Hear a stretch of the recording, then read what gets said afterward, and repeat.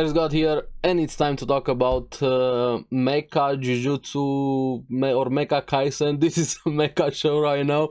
This was an insane episode what they did here. That fight was so good.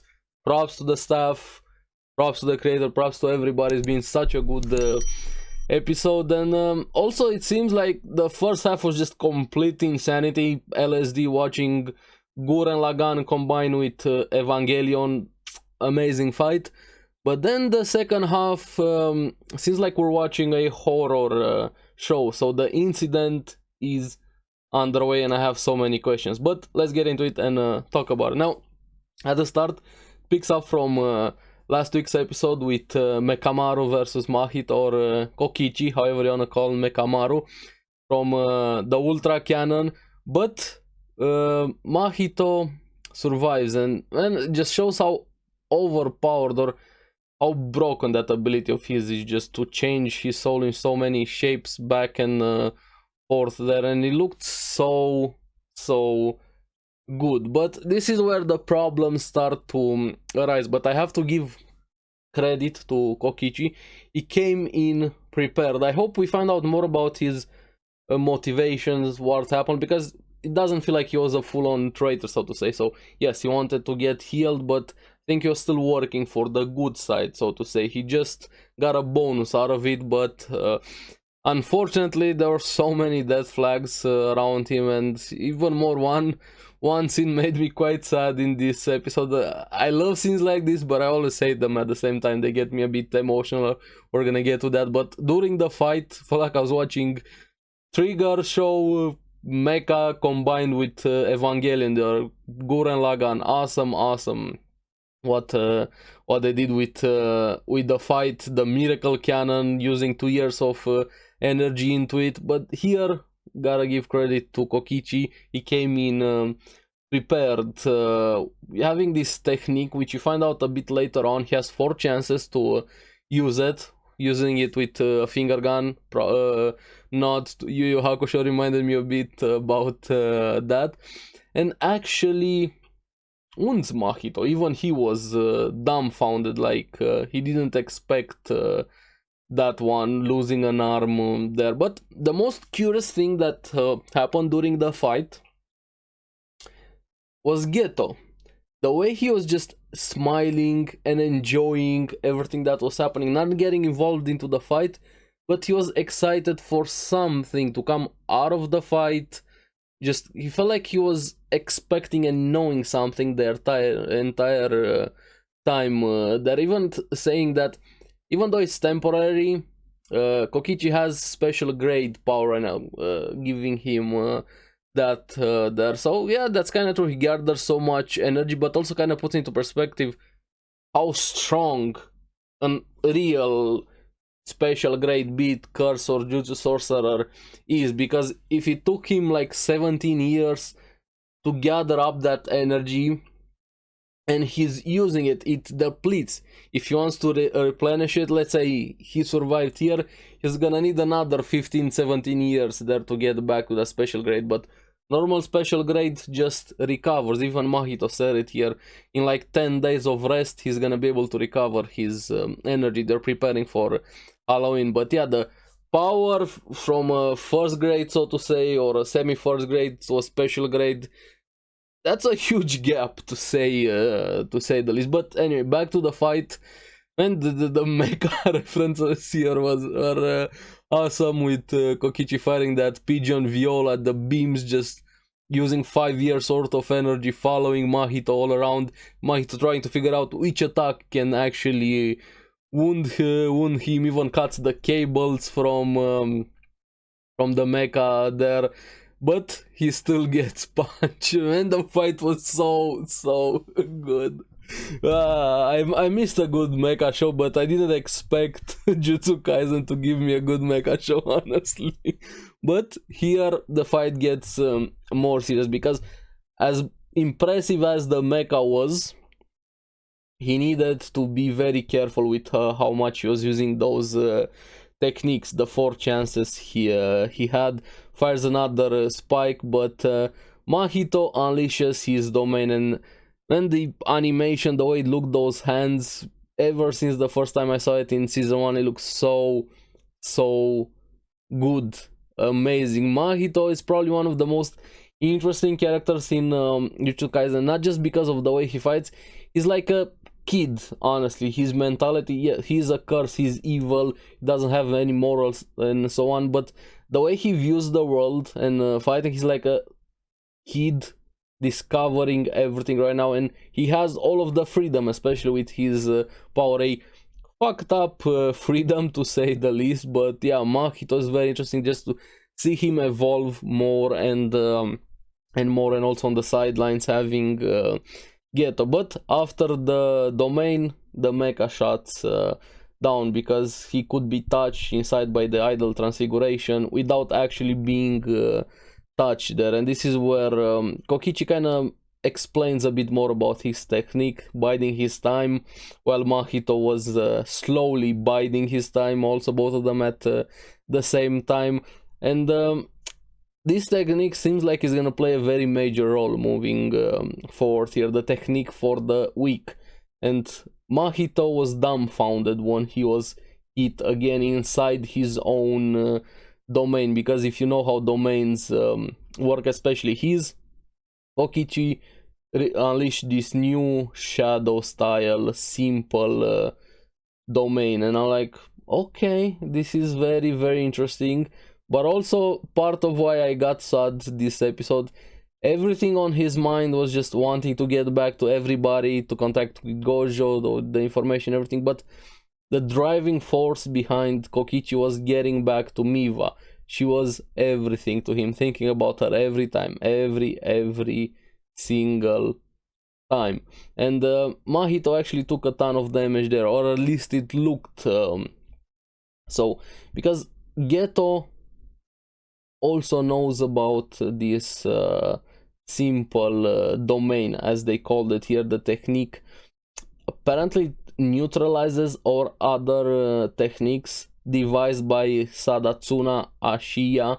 I'm sorry if I'm mispronouncing his name. He used it to protect his students back in the past, when everything, the Jujutsu, so to say, the curses were in peak form. But the curious thing that was said about it, it could also hit Gojo with his limitless, so it cancels everything, even Gojo's technique there. So I think this is gonna be very important moving forward, and this is probably also what Geto was trying to research, waiting for, or maybe a bonus came out of this one. Now Kokichi made a mistake here.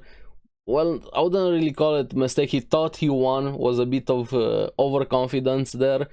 He thought he got Mahito, and he decided to go after Geto, even thinking of Miwa.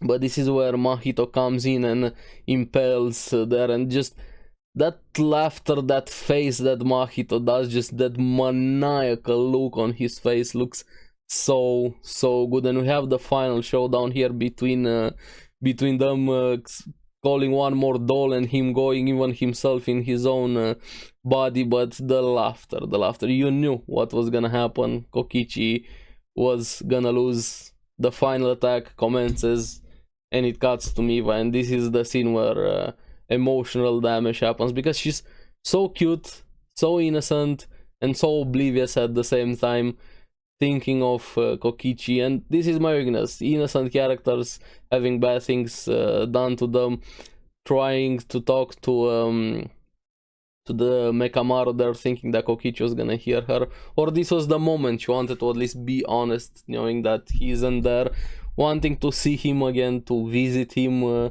because they were getting attached, just finally starting to be a group. Maybe there's something more there, but the way she said it there, that scene, just, yeah, I'm sorry Miwa, and I'm gonna miss you Kokichi also, because he lost. Unfortunately, Mahito killed him, revealing that he made himself burst the moment that the technique was about to hit him, and deceived Kokichi there, even though Geto said, hey, this was a bit too close, and it's kind of true. They weren't expecting him to be this prepared and have everything ready there, but this is where it's shown that they're planning something even bigger, even taking that nail they had there, that Geto was looking at it, very excited. And this is where we get into the horror aspect of the episode, because it definitely felt like a horror scene was about to commence. I guess this is the incident that everybody has been leading up to, showing the entire, not the entire city, I think it was 400 meters, portion of it, but we see a bit of the aftermath. It's full on empty. Like you're watching a zombie movie, no humans everywhere, clothes, trash dropped, everything there, like abandoned that zone there. And this is looked so good. Somehow trash looks better than a lot of anime. Yeah, must be nice there. But this is where we see how it led up to that point. A lot of people partying, getting ready for Halloween, or it was during Halloween there, right before the veil happened, saying that a veil was gonna come down. Only a few of the people could see it there. Somebody, hey, can you see that? No, it was there. Not a lot of them could see it, so having a bit of sensitivity to cursed energy, and the way those people got sucked, like they got flushed down the toilet. Like, okay, something is about to go down really big. But apparently this veil only traps normal humans inside. Sorcerers can come and go as they please. There's no phone signal, is an after effect of the veil, thanks to the explanation by Ino. And the incident apparently is underway. We have them split into team. Nanami's team is with Megumi and Ino. I miss Nanami. Nanami is awesome. He's my spirit animal, especially about work. But yeah, Megumi also, apparently they split up the trio. Like I said, he's with Nanami. But we also have Maki and Nobara. I didn't expect this, to see Maki working with Naobito Zenin, the leader of the Zenin clan, if I remember correctly, from season 1, or was it the same guy? I don't know, but he seems to be like a leadership position in the Zenin clan.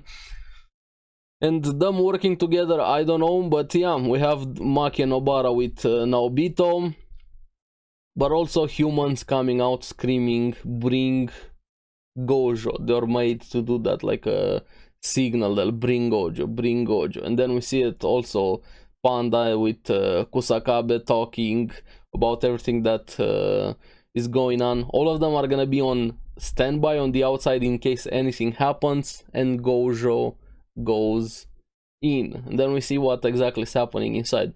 They aren't getting fully killed, so to say. They're just trapped inside, very confused, frustrated, which is very understandable. I don't know how I would have reacted without actually knowing what cursed energy is. Just you're suddenly trapped into this dome. How are you gonna react to that? Frustration, confusion, anger, panic, fear, all of the above. Or maybe there's only one guy that is enjoying life there. But anyway, Gojo walks in and bumps into one of them. Hey. But this got me thinking, is this their plan to finally get rid of Gojo? Are they gonna go, well, what was it? Jogo, I think, asked Geto about the seal they had, that box, if I remember, from season 1. This is what they're trying to do here now, or is it something else and that thing comes later? But since they're all going after Gojo, I'm leaning to think that's gonna be the case. But yeah, I'm starting to understand why everybody has been hyping up this arc, honestly. So far, just 2 episodes in, I'm very intrigued, to say the least. Now, I love this episode, especially for the first fight. The fight was awesome, the mecha references everywhere, and the horror aspect to it. But yeah, I can't wait for next week. Just give me the episode right now. I have a feeling this might be one of those arcs that is gonna be amazing when you binge it. Having to wait week to week, yeah, pain. But anyway, let me know what you guys thought about the episode down in the comments below. do you like Mecha, and what do you think about the later part of the episode, the horror? So as always, thank you very much for watching. Remember to like and subscribe, helps me quite a lot, and you guys get the latest videos on the series that I follow. Make sure to check out the podcast Because Anime. I'm gonna see you again in the next one. Bye bye.